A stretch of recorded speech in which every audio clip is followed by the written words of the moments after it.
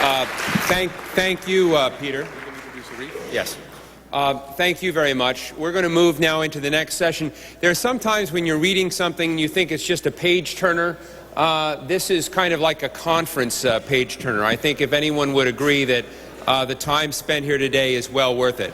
I will ask those people engaged in conversation now to take it outside. Paul and others, thank you very much. And I'm going to now introduce in a moment our next panel. So this is the final stretch of today's meeting. I also want to mention, while we're making this quick transition, just in terms of the spirit of bringing other resources, James Fallows, our chairman, is good friends with a gentleman named Gabriel Wyman of the University of Haifa. Can I ask everyone to hold the conversation, please? I don't want to yell over you. Gabby Wyman was at the U.S. Institute of Peace. He co-wrote recently a piece in the New York Times Magazine with Daniel Benjamin, and he is also one of the world's great experts on following not just al-Qaeda on the internet, but many terrorist organizations on the internet. So if you Google Gabby Wyman, you can find out more about this, or go to the New America Foundation website, www.newamerica.net, and you can find several of the papers that Wyman did, or more recently in the New York Times Magazine with Daniel Benjamin on this. It's a good resource to really look at the contemporary use of the internet by not only transnational terrorism out of the Middle East, but elsewhere. Aum Shinrikyo in Japan and many other places, Jamal Islamiyah in Southeast Asia, etc. It's a fascinating and important piece of work. I want to thank all of. So I am now going to introduce the moderator of our next panel for our final program, entitled "The Real Twin Towers, Al-Qaeda and Its Influence on Pakistan and Saudi Arabia," which I'm sure will continue the page-turner nature. Anatol Lieven, who is the author of "America, Right or Wrong? An Anatomy of American Nationalism," which I highly recommend to you, and Carney, is on his way. I want to let Arif know he will be here. You can still introduce him. He'll just go last, if you don't mind. Let me say a few words about my friend Arif Lalani. Arif is director. He's one of these other people, kind of like Ursula Mueller. He happens to work for another government, but we don't bring people in because they have a government role or government. He happens to be one of the best doing what he does, and we would take him if he were an independent freelancer. Arif Lalani is currently director for the South Asia Division at the Department of Foreign Affairs and International Trade in Canada. He's responsible for managing relations with Afghanistan, Bangladesh, Bhutan, the Maldives, India, Pakistan, Nepal, and Sri Lanka. From 2000 to 2003, he was a local. He lived here in Washington, D.C., and was responsible for really managing anti-terror coordination between Canada and the United States. Previous to that, he served in the United Nations Security Council as Canada's alternative representative. He is a fascinating and important and extremely knowledgeable person about many of the networks and people and parts of the world that we've been talking about. So without further ado, please welcome Arif Lalani.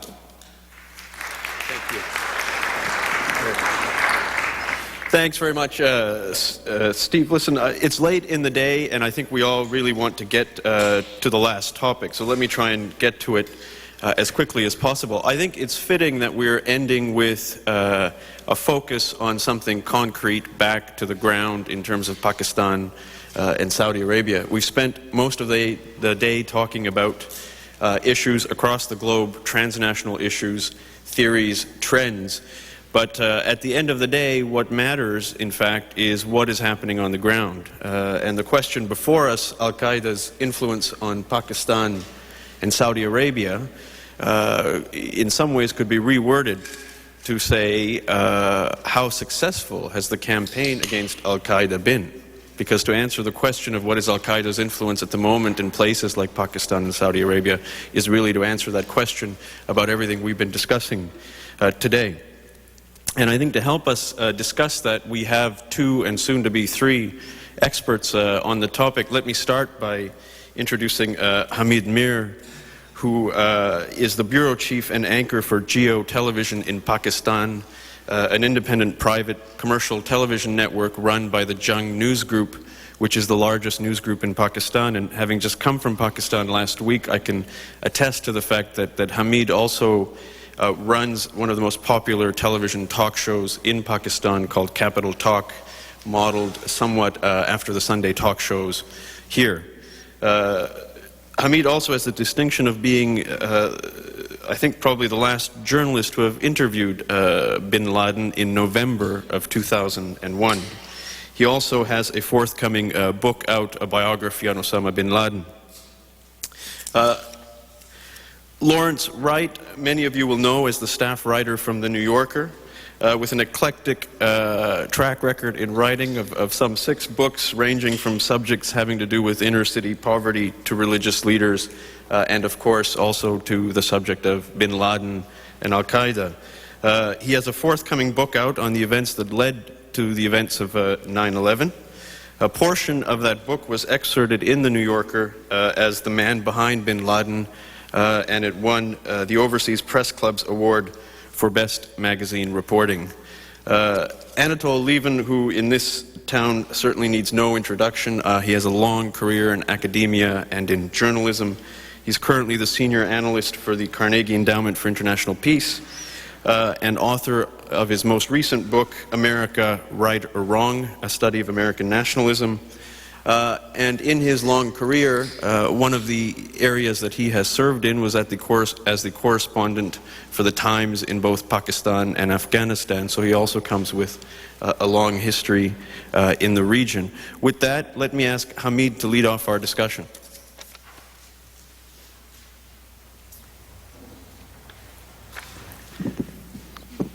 Thank you, Arif. First of all, I must praise your patience. All of you are sitting here from this morning, and which shows your interest and seriousness, and also the importance of this subject. And I think that the organizers of this conference are very successful. They have generated a lot of interest. And before coming on the subject, I want to share something with you that some days ago, a Pakistani newspaper published a story about this conference. And that story was filed by Mr. Khalid Hassan, who is a very senior and well-respected journalist based in Washington.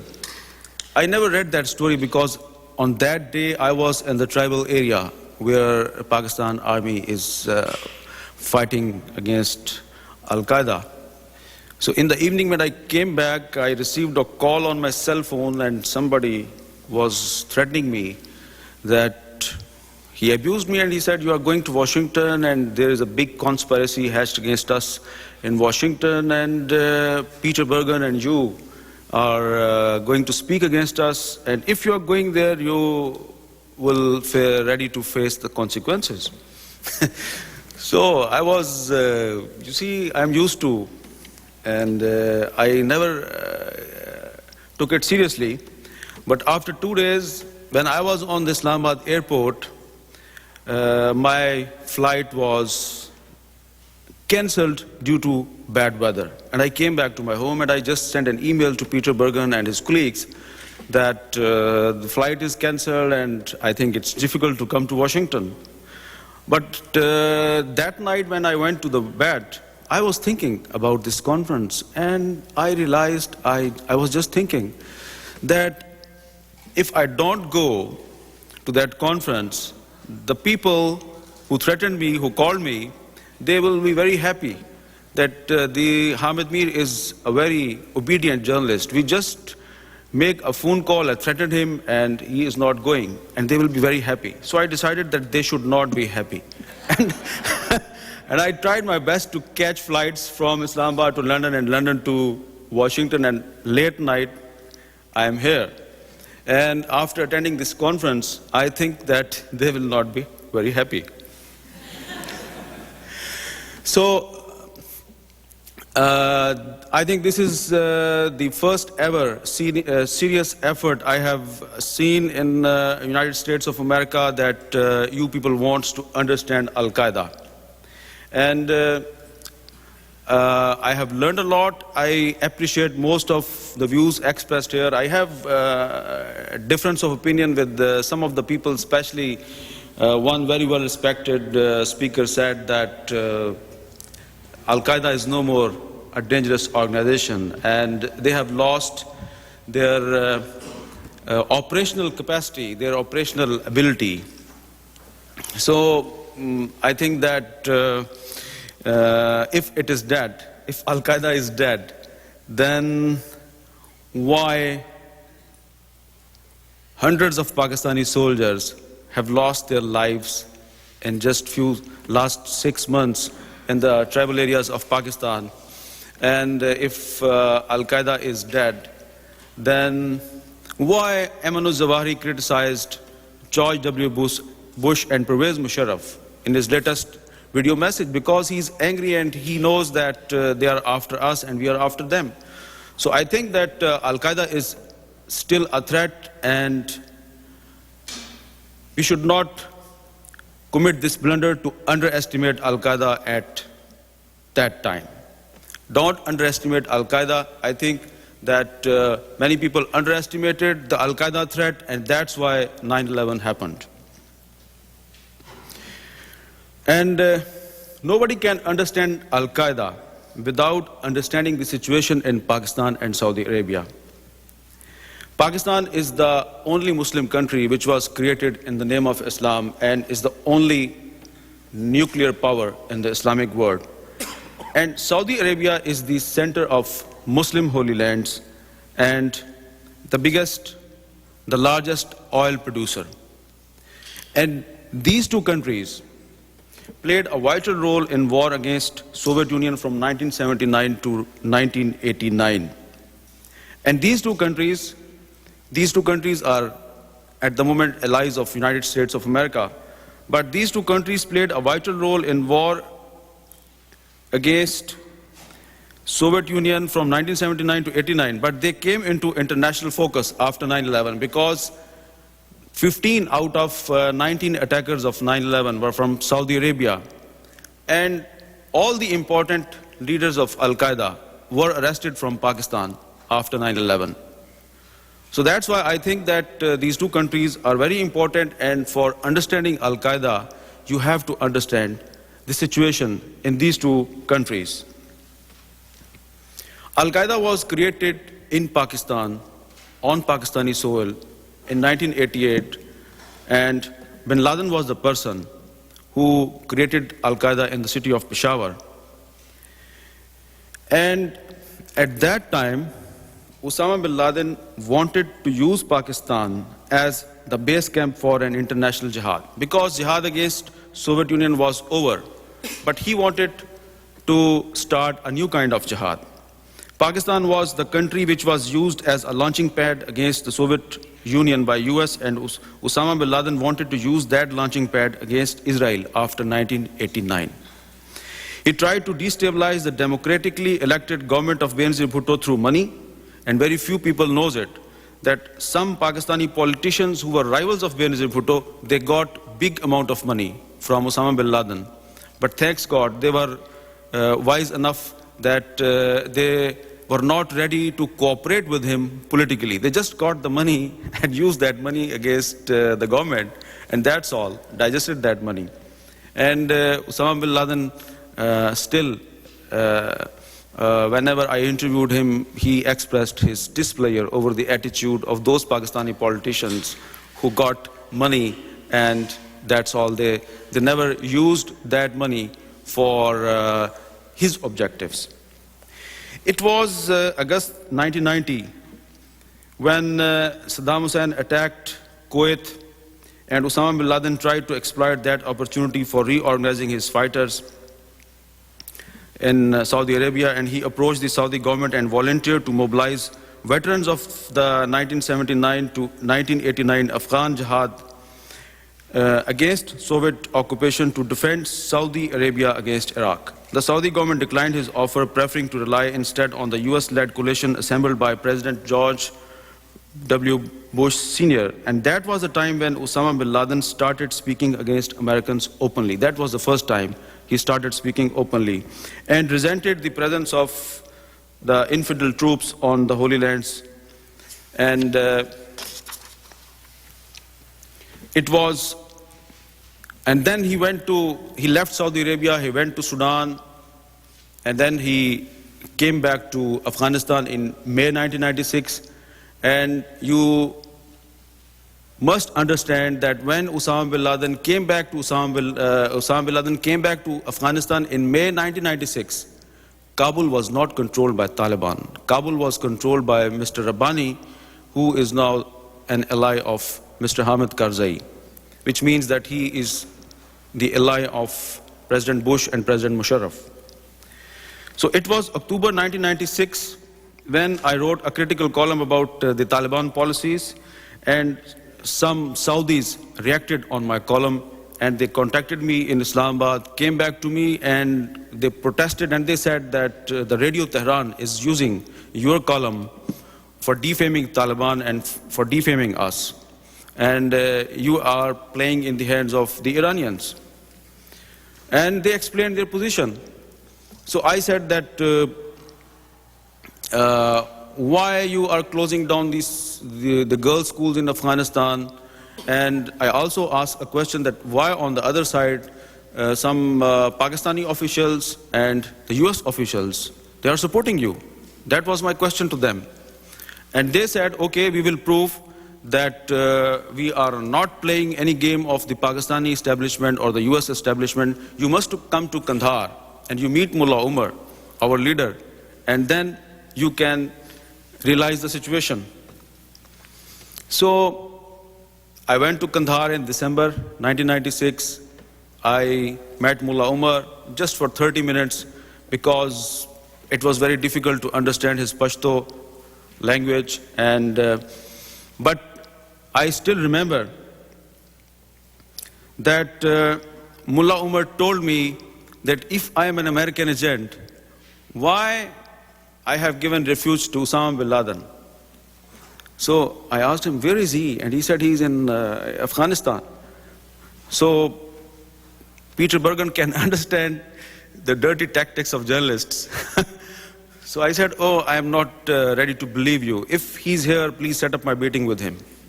So that's how Mullah Umar set up my first meeting with Osama bin Laden in 1997. And I interviewed him. And there is a very interesting thing that interview got a full-page coverage in my newspaper, and it was not a big hit. My chief editor asked me why you have wasted so much time and space for a person who is not known in Pakistan, and the newspaper is not sell very well in the market. So you can understand that in 1997 he was nobody. And my first interview with him was a flop interview. He only confessed the killing of the American and Pakistani soldiers in Somalia, and he spoke against the presence of the American troops in Saudi Arabia, and that's all. The people of Pakistan were not aware about bin Laden. He started getting a lot of coverage in Western media in early 1998 when he issued an edict to kill Americans. And in 1998, I interviewed him second time in Kandahar.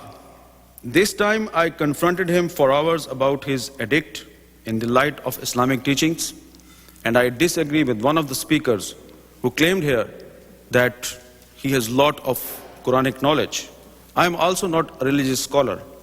I don't have command on the Islamic law. But when I confronted him, I asked him a simple question. Convince me, how can you justify the killing of the innocent non-Muslims in the light of Islamic teachings? You have issued a fatwa, you have issued a statement that kill the Americans. How can you justify through Quran? He took 5 hours. He was trying to convince me. And you see, I was tired. I was making notes and changing my cassettes again and again. And after 5 hours, I said, you cannot make your point. So then he asked the help from Dr. Amanu Zawari. He said, you can convince him. And he then started speaking me in English language. And after the lunch. Then they invited me to another meeting where Osama bin Laden was delivering a speech to 50 to 60 boys.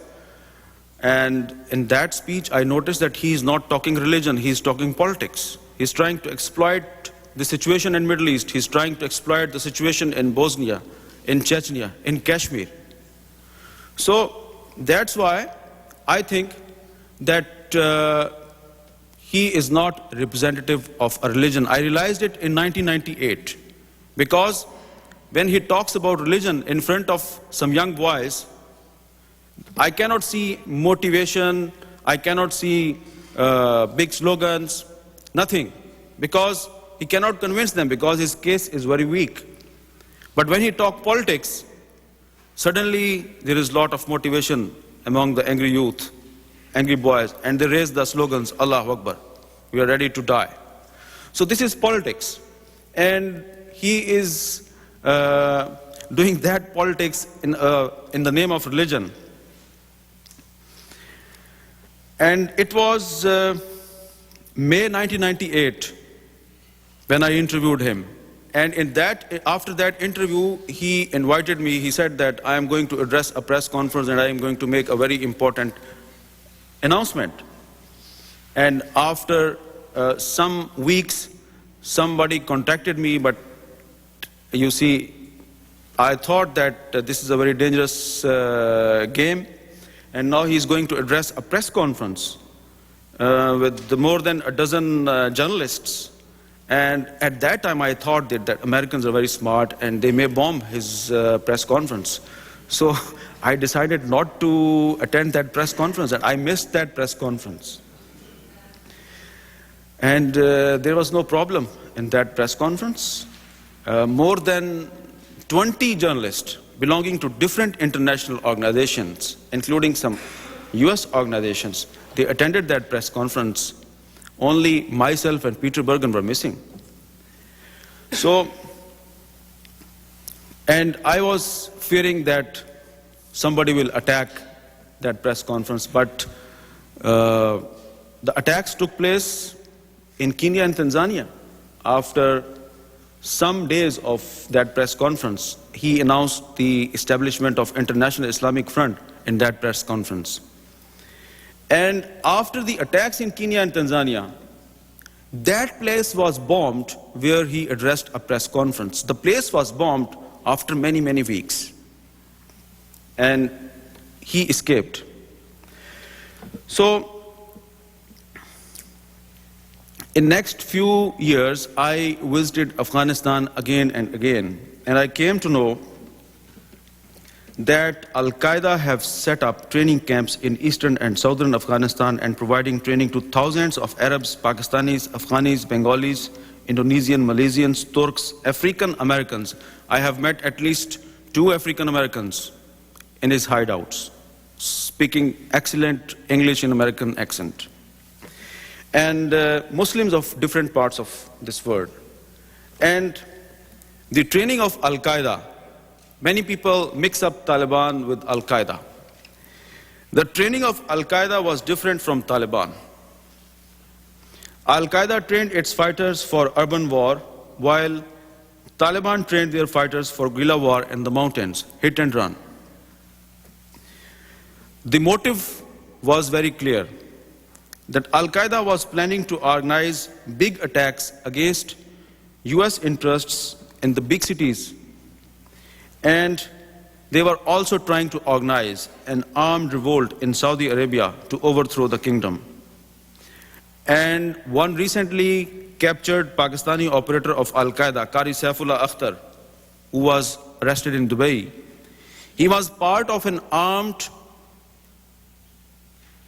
revolt and a conspiracy which was unearthed in 1995, in which some high-ranking Pakistan army officers were also arrested and they were convicted. And he was part of that conspiracy also. So it is proved that al-Qaeda is trying to organize some kind of organized armed coups with the help of some army officers, not only in Saudi Arabia but also in Pakistan. And when I visited Afghanistan in 2001, in November 2001, I spent at least 3 days in al-Qaeda network. They blindfolded me, transferring me from one hideout to another hideout. And according to my information, which I obtained from the different al-Qaeda sources at that time, I'm talking about 2001, they told me, and they were making it sure that I should not publish that information. They were just sharing it, while in a conversation, a clever journalist can get that kind of information. And they were telling me that more than 3,500 trained al-Qaeda fighters left Afghanistan between July and October 2001. Out of those 3,500 fighters, 1,500 were sent to Saudi Arabia and rest of them to Europe and America with different passports and different names. Most of them used Italian, Portuguese, Dutch and Japanese passports with Christian and Jewish names. And Pakistan was not a target of al-Qaeda before 9/11. Change in Pakistani policy after 9/11 was a great surprise for al-Qaeda leadership. Pakistan banned some terrorist organizations just 3 weeks before the 9/11 attacks, but al-Qaeda was not expecting a big U-turn in Pakistani policy towards Afghanistan. When I interviewed Osama bin Laden in Afghanistan third time in November 2001, he mainly criticized President Musharraf and asked people of Pakistan to overthrow his government. Dr. Emanu Zawahiri expressed hope that there would be a coup in Pakistan army against Musharraf, but his hope never materialized. No doubt that thousands of people came out on the roads in all the big cities of Pakistan against US when Afghanistan was attacked, but Musharraf played India card very cleverly. And he gave an impression that I am cooperating with USA to avoid a possible alliance between India and USA against Pakistan. But after spending that difficult times, next 2 years, he explained to people of Pakistan that we are not fighting that war for US, we are fighting that for in our interest. Because terrorism is not good for US, terrorism is not good for Pakistan, so that's why we are fighting that war. And in next 1 year, Pakistan became target of al-Qaeda terrorism in which dozens of innocent Muslims were killed. But Musharraf regime never faced any major political threat from anti-American religious parties. It was the general election of October 2002 in which the six parties religious alliance played anti-American card openly and got majority in 2 out of 4 provinces of Pakistan, which are bordering Afghanistan. It was proved that a big silent part of Pakistani population is not happy with US and Musharraf. The leaders and voters of the religious alliance never supported al-Qaeda openly, but some of them had meetings with Osama bin Laden and Mullah Umar in the past, and they never criticized al-Qaeda directly like Musharraf. President Musharraf used military power against al-Qaeda in tribal areas and still using the military power in the tribal areas. And in last 1 year, it is proved that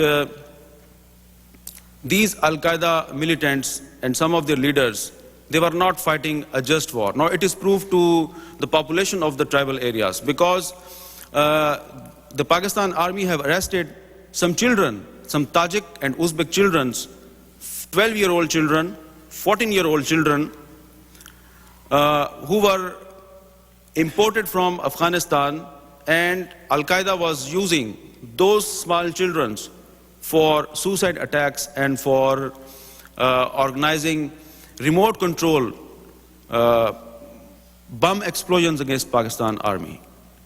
So when those children were presented in front of the media, it was a big surprise for the Pakistani people that how can these champions of Islam can use a 12-year-old kid for their fight against Pakistan army. But on the other hand, we have to admit that the Musharraf regime is not very successful. He has very successfully launched many operations against al-Qaeda. He tried his best to break the backbone of al-Qaeda in the tribal areas. But there is no, you see, a political motivation against his war against terrorism in Pakistan, because he has not engaged the moderate and liberal political parties in Pakistan. A lot of opposition is going on between President Musharraf and the liberal and moderate political parties. So this is one of the points which have to be addressed by President Musharraf, and he is trying. But on the other hand, I must say that he is trying his best to overcome the problem. And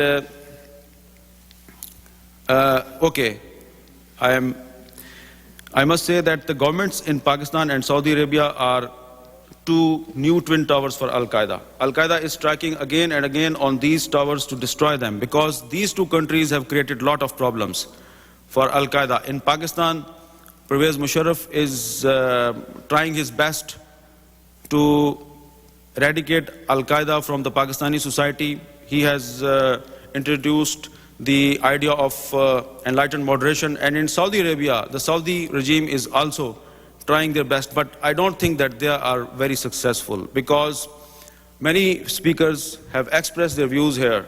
The Saudi regime is not very popular. They need to introduce some kind of political reforms. And when Osama bin Laden criticized Saudi regime, I have spoken to many Saudi youngsters when I visited Saudi Arabia recently. They are very happy. They said, we don't know what is the problem between bin Laden and Bush. We are not bothered about Bush. We are very happy that he is criticizing our leaders, because they have not given us democracy, they have not given us freedom of expression, and that's why we are happy with bin Laden, because he is exposing them. So their thinking is different. They are not supporting Osama bin Laden because he is fighting against George Bush. They are supporting Osama bin Laden because he is fighting against some corrupt regimes, some dictators in the Middle East. And I must say that if US is not ready to withdraw its support for these kind of corrupt regimes, you cannot address this problem properly. And this is one of the root causes. Osama bin Laden is a hero for many disgruntled Muslims, not because of a religion, but due to some political issues. If these issues are not resolved on the basis of justice, the world will become a more dangerous place to live in the future. Thank you.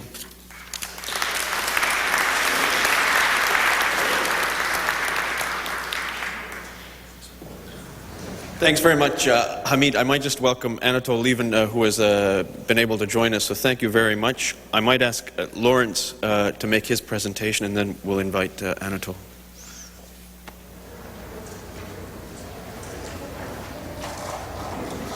Boy, you guys really sat through a long day. Thanks for sticking it out.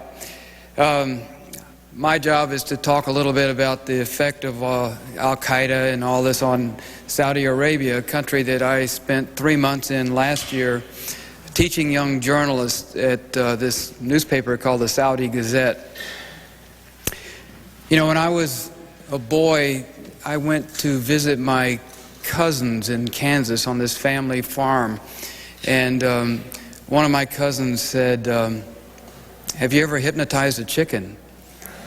And I'm a city slicker, and I said, well, no, I don't think that's possible. And he said, well, come here, I'll show you. So chickens like to roost up on top of the roof of the barn, as I learned. And we climbed up on top of the barn and snuck up on the chickens.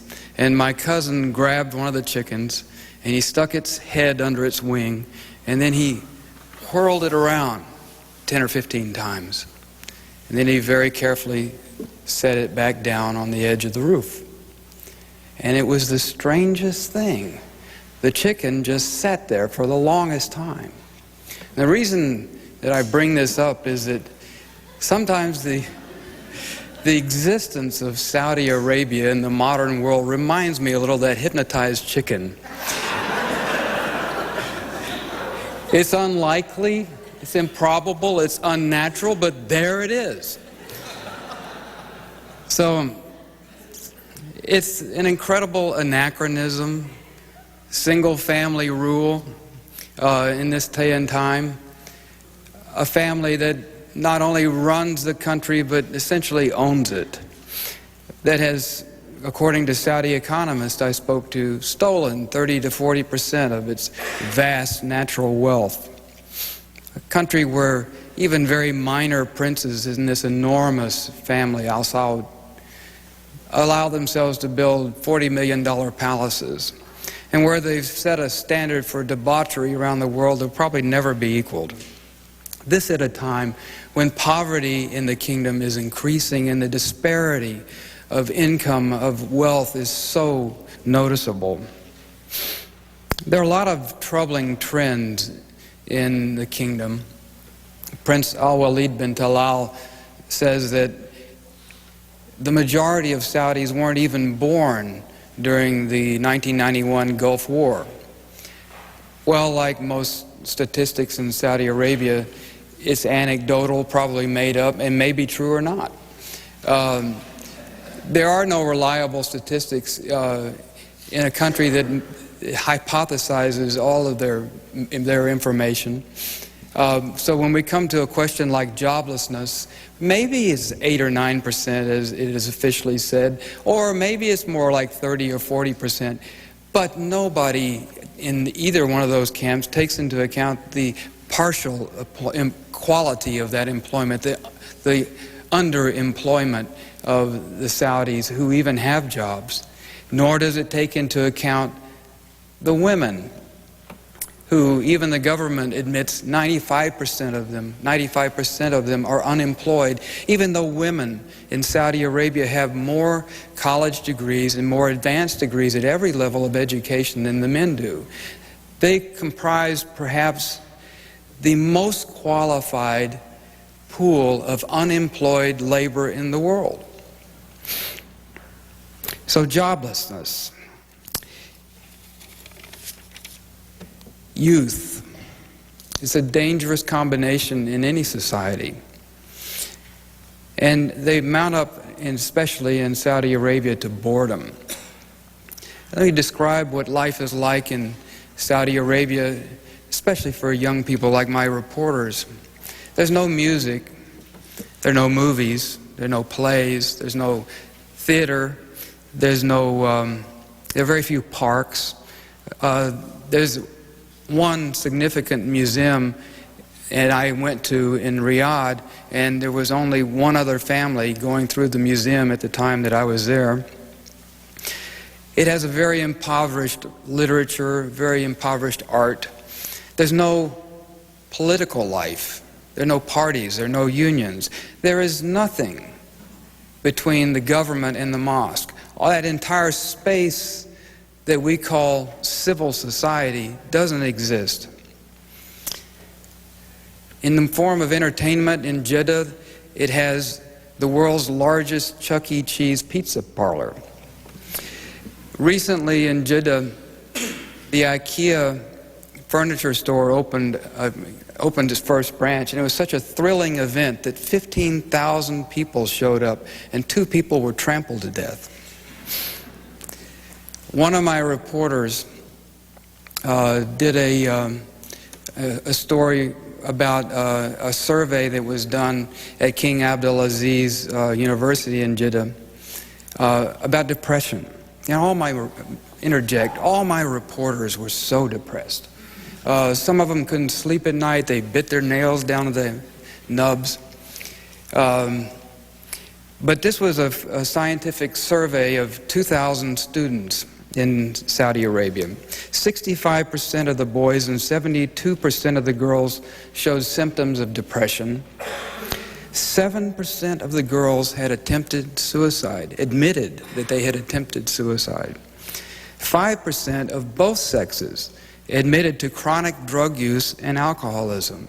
This in a kingdom where alcohol is strictly forbidden. And I can tell you, it's very difficult to get a drink in the Kingdom of Saudi Arabia, so one has to appreciate how stark those figures are. One of the political facts of Saudi Arabia is that there are a lot of young, idle, bored young men, and made worse by the fact that the separation of sexes has gotten more extreme than it was in the past. And so these young men are unsocialized. They're unexposed to the civilizing influence of the female sex and the companionship and solace that that kind of relationship provides. So let's add up all of these elements, each one so dangerous by itself. And any political scientist would say Saudi Arabia is overripe for revolution, especially when you consider and throw in the religious fanaticism that has long been a part of the culture. The pressures for explosive, total change in the kingdom seem irresistible. But still, the hypnotized chicken stands on the barnyard roofs, unmoved by the predictions of journalists and social scientists. Why? What force is greater than the anger, the despair, the frustration, the hopelessness that everywhere else in the world have led to revolutions, coups, and civil wars, but in Saudi Arabia have resulted in a kind of social coma that justifies my tortured metaphor of the hypnotized chicken? Fear is that force. I'm not speaking exactly of the fear of the government. Saudis don't fear their government, although they hate it. Their government is not nearly as cruel to its citizens or its subjects, to use the correct word, as, for instance, Egypt is. What they fear is the alternative. So let's look at Saudi Arabia from the point of view of the chicken. How did it come to be hypnotized?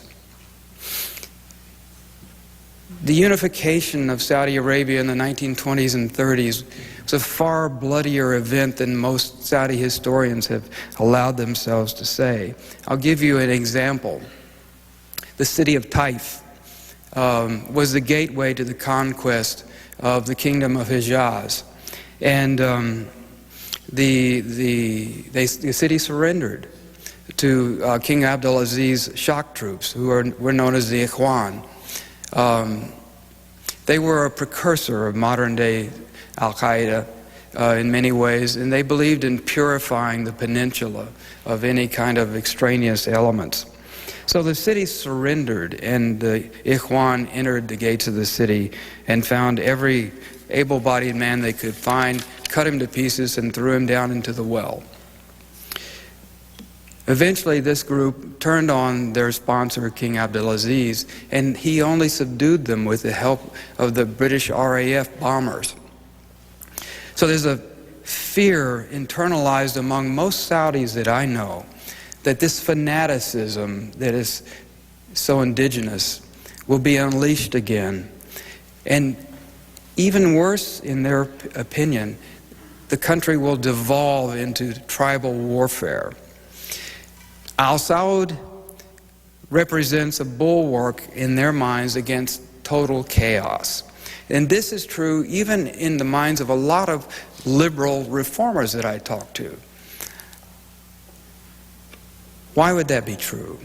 Well, if you look at the neighborhood that the Saudis live in, and you look around at where revolutions have taken place, at Egypt, where you have this enduring autocracy that's far less liberal than the monarchy it replaced. You look at Iran, which produced the mullahs. You look at Iraq, where Saddam Hussein came to power. You look at Somalia, where you have tribal chaos.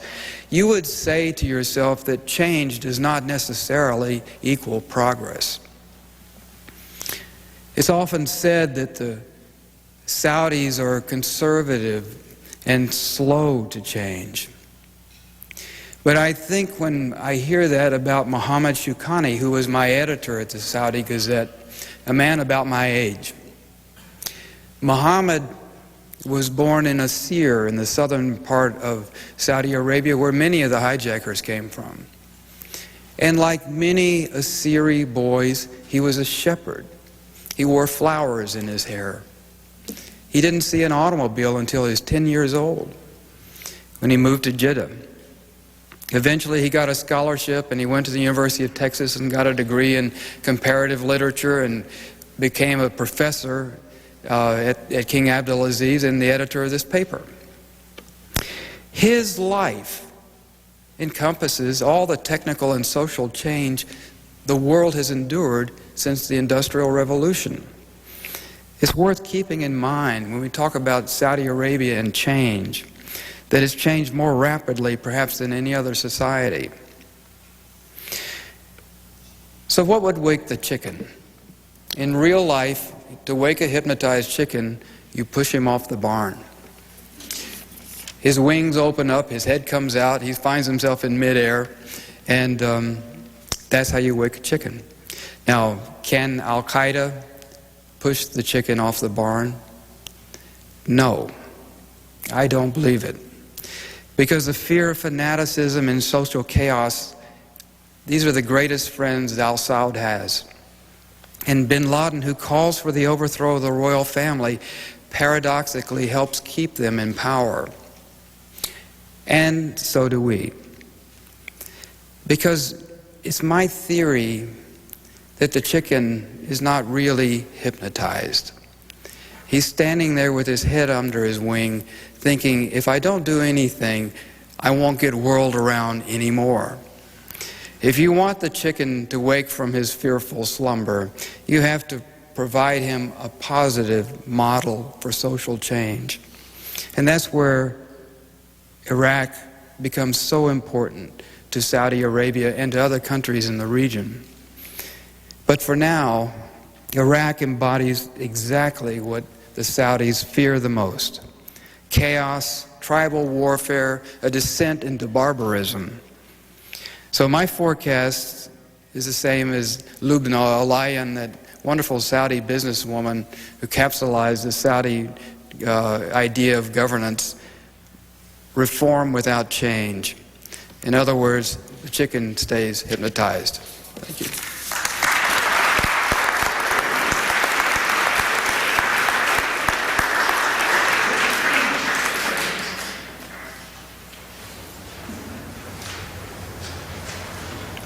Thank you very much indeed. I wanted to say a few words about Pakistan and Afghanistan, which are to some extent, of course, one complex of problems. And then, if there's time, to go on to say a little about the nature of al-Qaeda and its allies. I must say, I thought that was a brilliant analogy or metaphor, the hypnotized chicken. I wouldn't say that Pakistan is a hypnotized chicken. It is a pretty depressed chicken. And you could say that it has a lot to be depressed about. In the case of Pakistan, I think that the first thing you have to understand about people's attitudes and people's political behavior, and the very considerable degree today of political apathy in most of Pakistan, is the fact that so many different models over the past two generations, or really in many ways since the creation of the Pakistani state, have failed. Pakistan has experienced periods of what you might call developmental dictatorship, particularly under Ayub Khan. It experienced a period of quasi-democratic, or at least pseudo-democratic, socialist, populist development under Bhutto. It experienced a not very extreme, but still rhetorically quite extreme, Islamist military authoritarian rule under Zia in the 1980s, and then, actually both in the 1950s and in the 70s, and then again in the 1990s, it experienced several periods of, what was supposed to be democratic rule by democratic political parties. And as far as the mass of the population is concerned, they have seen, at least relatively, compared to other countries, very little out of any of this. Sorry, am I not... Just make sure the mic is real close. Right. Sorry about that. this has been dramatized more recently by the fact that whereas previously Pakistan was at least growing economically faster than India, which is the most important index in Pakistan itself, of course, for relative development. In recent years, even that has failed, and Pakistan began to grow at a markedly lower rate than India after India itself moved to more free market economics from the late 1980s on. And so there is a feeling that a very wide range of different regimes, different approaches have all failed. Now, from the point of view of democratization, the most important period at present is, of course, the 1990s, where two periods of the rule of the Pakistan People's Party under Benazir Bhutto and two periods of rule by, well, whatever you really want to call them. They called themselves a kind of Islamist party. But they were, in fact, a kind of conservative alliance of urban bosses and businessmen and rural landowners with links to the military. And admittedly with a lot of military help, but also with tremendous help from their own, internal failings. Each of these periods came to an end really in a welter of corruption and mismanagement.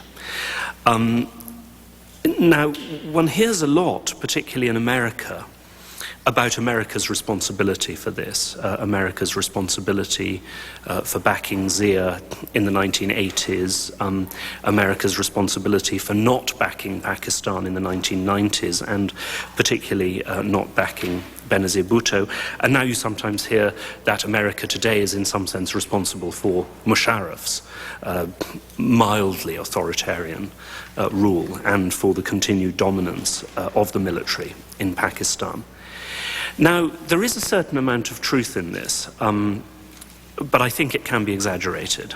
The phrase in Pakistan is admittedly that the country is governed by the three A's, Allah, Army, and America. But it's also worth pointing out that America is the third of these, not the first. America could have done much more over the years. In particular, I think the way in which America walked away from Pakistan, and even more strikingly Afghanistan, after the Soviet expulsion from Afghanistan, was extremely negative. But I think in Pakistan, but also more widely in the Muslim world, there are considerable dangers in this line that it all comes back to America. Because it encourages a kind of narcissism here, which places all the emphasis on American decisions, American will. What if we only want it strongly enough, things will happen. If one looks at the failure of democracy in Pakistan in the past, I think any serious analysis has to begin with the nature of Pakistani society and the Pakistani economy, and the failure of that economy, that society, to generate modern mass political parties. The PPP is the most striking example of that. Benazir Bhutto once told me that the Pakistan People's Party was a Scandinavian-type social democratic party. Since I had a considerable regard for self-preservation, and I was a very, very junior journalist, I didn't reply that I entirely agreed. A Scandinavian-type social democratic party of the type of Sweden in 1000 AD. But that is what the PPP to a very great extent is. I mean, or rather, not really Sweden in 1000 AD, but maybe somewhere a bit later in the Middle Ages. It is a coalition of big landowners. Feudal is a mistaken term, but their ancestors at least were in many cases feudal. And like their equivalents in many other parts of the world, Philippines would be one example, they employ populism as a means of extending their own power, of gaining control of government. They do have aspects of secularism, certain aspects of secularism, because given the class they come from, they tend to come from more westernized backgrounds, sometimes originally from a British background.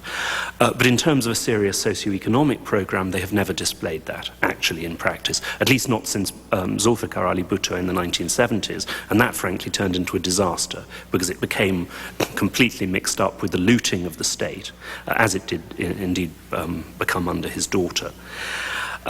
You are not going to get democratic development in Pakistan until you have mass political parties with a serious modernizing agenda. And in my view, you're not going to get mass political parties until you have a very different kind of society in Pakistan. Now, that may well grow up over time, but it is not something that we can create, you know, with the flash of a wand. And at present, it must be said that in many ways the most effective genuine mass political parties today in Pakistan, or to a degree the only ones, are one ethnic party in Karachi, the MQM, representing the Mahajir minority of people who originally emigrated from India. And the second is the Islamists, to some extent, or at least the Jamaat, who are the best organized and also to some degree the most moderate of the Islamist alliance. So I would just enter a very strong caution, which I think we also heard with regard to Saudi Arabia to some extent, against the view that we should push the chickens off the roof and that they will then learn to fly and fly in a democratic manner. I don't think that in most cases that is so.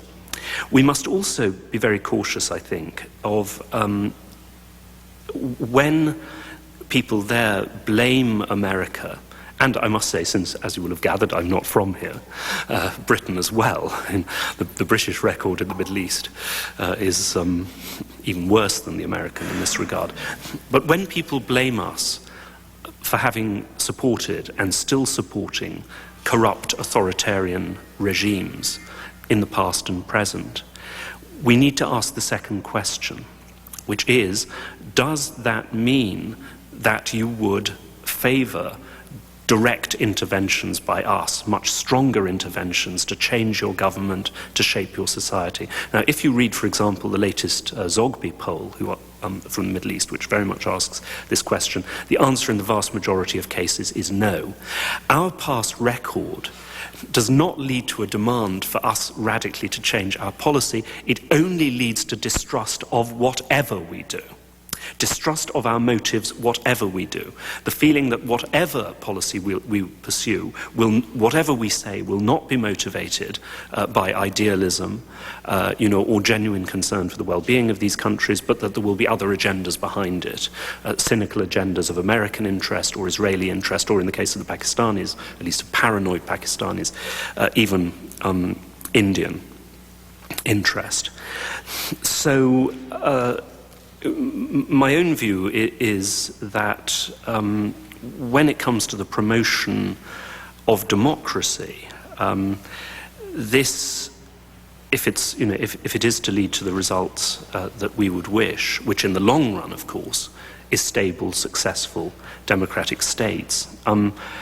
Well, I have to say, in my view, that to create such states, and I think Pakistan is the classic example of this, it actually needs to be preceded by long periods of socio-economic transformation with very strong elements, both of developmentalism, of course, but also of redistribution. Something which one does not see very much of in the present Greater Middle East Initiative, for example. That brings me very briefly to the nature of our radical Islamist enemies.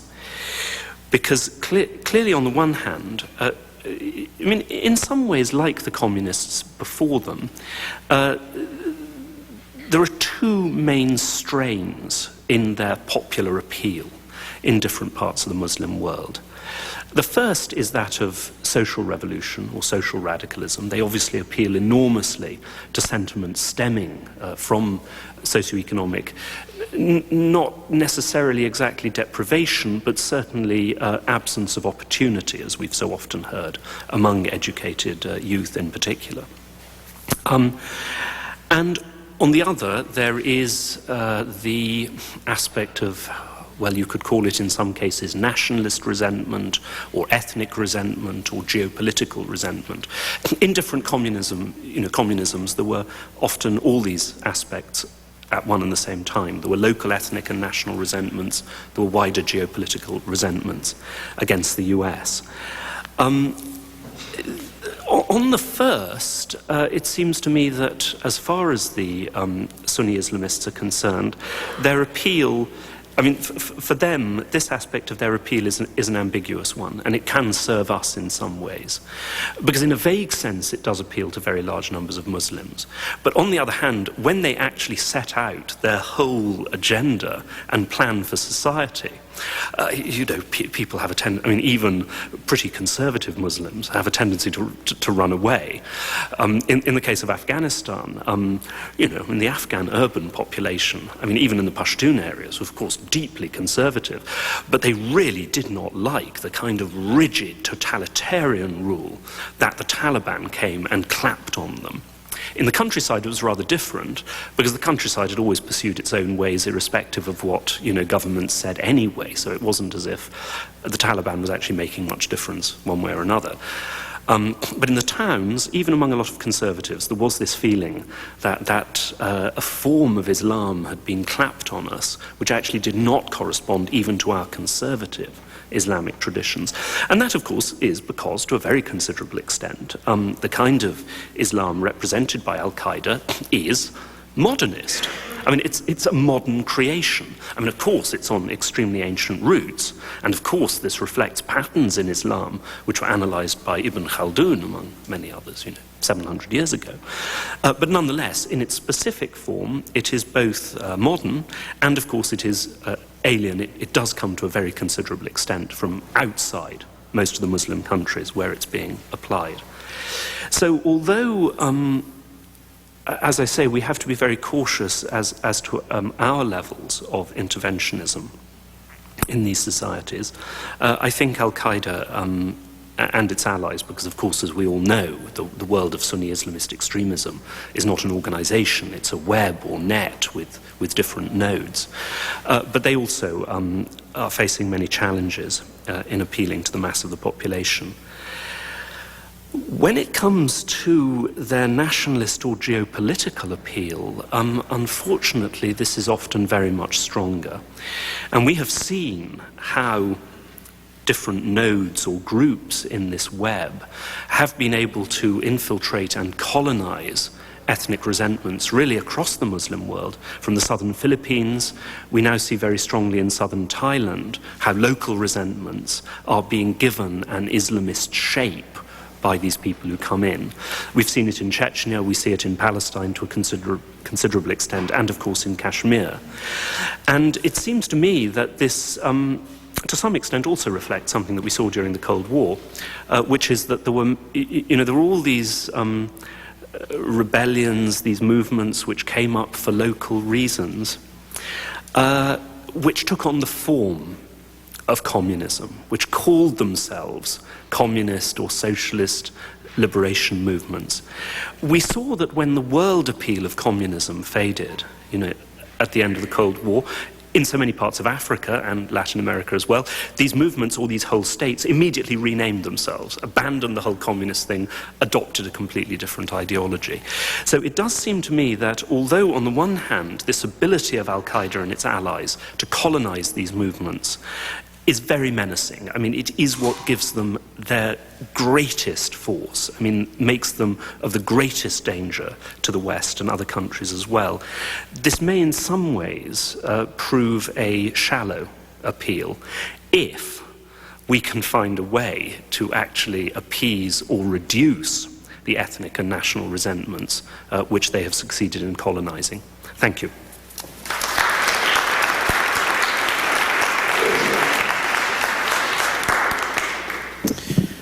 Thanks very much. Thanks to all three of our panelists. And I think we have probably about 10 or 15 minutes for questions. And while people come, 10. While people come to the microphone, let me just start it off by saying it seems that maybe two of you, to stick to our analogy, seem to have answered the chicken and egg question in terms of, I think what comes first, and if you disagree, it would be interesting to have your views, but it seems that in both Pakistan and Saudi Arabia, what you seem to be saying, in fact, is that you have extremism because the societies, in fact, are dysfunctional in terms of good governance and economic development. And it's those vulnerable societies that are incubating extremists. And if that's the case, ought that not to be just as important a plank in the campaign against terrorism and al-Qaeda as the military so-called hard end? Why don't I ask the three of you that to start with?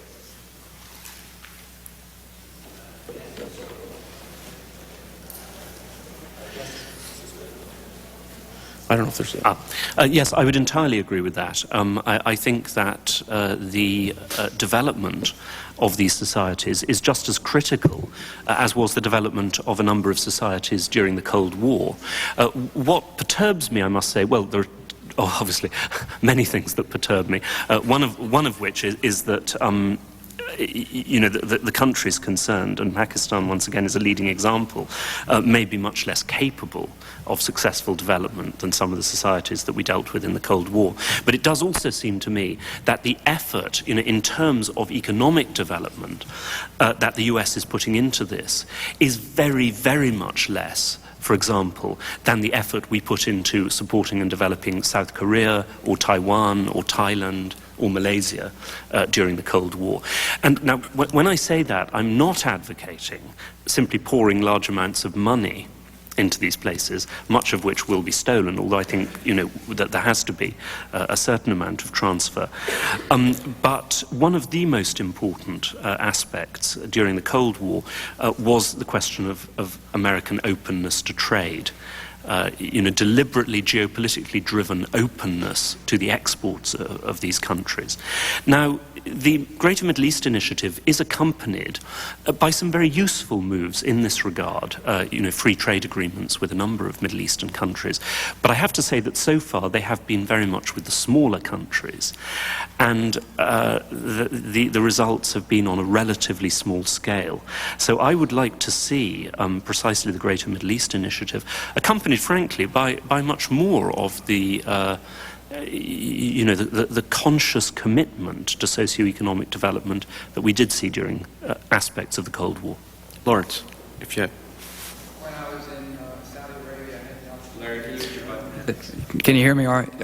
I had the opportunity last year to interview the American ambassador at the time, and I said, you know, by the way, as an American, I'm a little sick of having to defend the fact that we're always supporting these autocratic regimes. You know, I mean,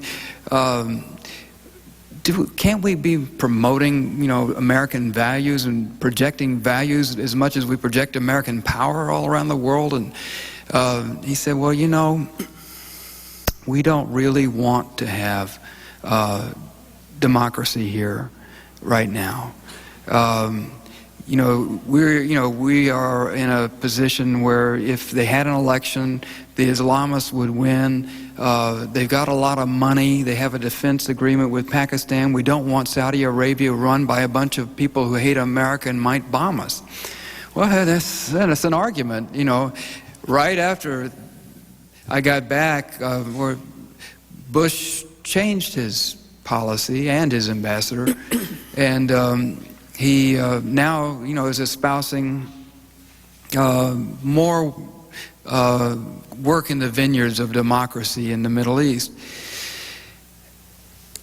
Yet the ambassador's caution is not, you know, is worth taking into account. You know, you do also need to prepare the civil society. It's very difficult to imagine the creation of a democracy in a country that doesn't have any other supporting institutions. So I think there's a whole lot of work to be done before we can imagine a functioning self-regulating democracy in Saudi Arabia and a number of other countries there. Thanks. Hamid, maybe a brief response, because I'm very aware we need to get to the questions. Yes, brief response. I think the real democracy is the only solution to this growing transnational terrorism.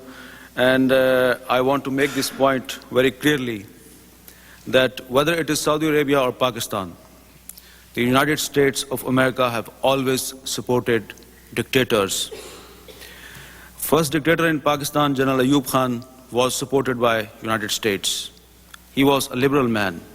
Second dictator, General Ziaul Haq, was Islamist. He was supported by United States. And the third one, is also supported by United States. The first ever democratically elected Prime Minister of Pakistan, which was Zulfikar Ali Bhutto, when his government was toppled by Ziaul Haq, he was a progressive man. He was fighting against the Islamic extremists, and the Pakistan army, with the collision of some corrupt judges, they hanged him because he was against the mullahs. And the same mullahs then became allies of United States of America and Pakistan army, and all of them created bin Laden. So I'm not ready to agree with some of those who says that Pakistanis are not fit for democracy. Pakistanis are very much fit for democracy. Pakistan is the creation of a democratic process. The founder of Pakistan was a clean-shaved, liberal and democratic man. But unfortunately, you imposed dictators on us. I'm very quickly going to ask for 2 questions in a row from here and let our panelists answer them in the interest of trying to get through all of the questions. So, and please keep it to questions. Mark Santos, Terrorism Research Center. My question is for Hamid Mir. I have a question about the western provinces of Pakistan, such as Balochistan, Waziristan, Northwest Frontier Province. I was wondering about the extent to which the people in those tribal areas support al-Qaeda or Taliban remnants that have fled to there. Yes, very good question. This is a reality. Just go through the questions in succession. That'll allow us to get through them. My name's Randy Cook. I'm curious if the commentators could comment briefly upon continuing involvement in possible complicity between the Saudi and Pakistani governments with the al-Qaeda networks or with terrorist networks, specifically in relation to the Khan network and continuing relationships between Pakistani Secret Service agents and al-Qaeda, and then also with Saudi contributions to Wahhabi types of ideologies. Thank you. Please. The first question is a very important question. Nobody can deny this fact that the majority of the population in the tribal area of Pakistan, they are very much supportive for al-Qaeda because they are Pashtuns and they are illiterate. This area was not open for Pakistani authorities. The British Army tried their best to capture that area for 80 years, but they were not able to control or capture that area. This is the first time in the history of that area that any army has established some checkposts in the whole area. And the Pakistan army is fighting a very complicated war in that area because they are facing not only the local tribals, but they are facing fighters from Uzbekistan, from Tajikistan, from Chechnya, and all of them are united there against Pakistan army, and the population is supportive to them. So there is a need that people like you, the people like Peter Bergen and the Western journalists, the American journalists, you must visit that area. Then you can understand the ground reality and you can understand that why bin Laden is surviving. Because this area, what I want to make the point is that there is a need to open up the area for you people. You come to that area and you can get the answers of your questions that why this area is still a safe haven for al-Qaeda. Very quickly on the continuing contribution through Saudi Arabia to insurgents or al-Qaeda. Saudi Arabia has undertaken a number of reforms having to do with its charities. It's been an extremely sensitive subject. It has made progress, but Saudi intelligence admitted to me that a lot of this money is going to the insurgency in Iraq, and it's being laundered through Jordan and Syria mainly.